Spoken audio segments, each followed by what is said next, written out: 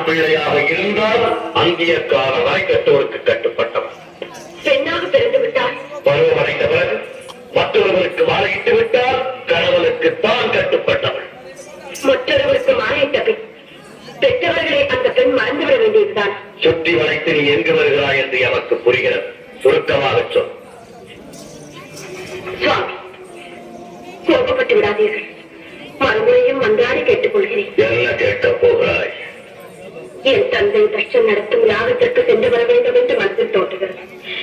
உத்தரவு கொடுப்பீர்களா?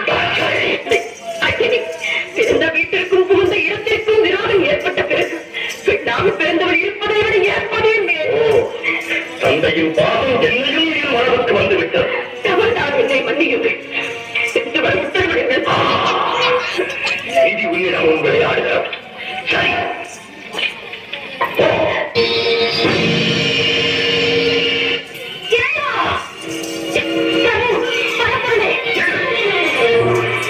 எங்கு வந்தாய்? எனக்காக வந்தாய்? எந்த முகத்தோடு என்னை பார்க்க வந்தாய்? என்னை மன்னித்து விடுங்கள். பின்புத்தி பின்புத்தி என்று சொன்னது இலக்கணம் கண்டுவிட்டேன். பாசத்திற்காக சென்று பலனை அனுபவித்து விட்டேன். சூதம் நான் பட்டு அனைத்து மறந்து அடியாரை ஏற்றுக்கொள்ளும். என்னோடு சேர்ந்து வாழும் பாக்கியம் சோதித்தது போதும். இது வேதனையை என்னால் தாழ முடியாது. ஏற்றுக்கொள்ளும். தக்கன் மகந்த பாகத்தால் சமன் செய்து விட்டாய்.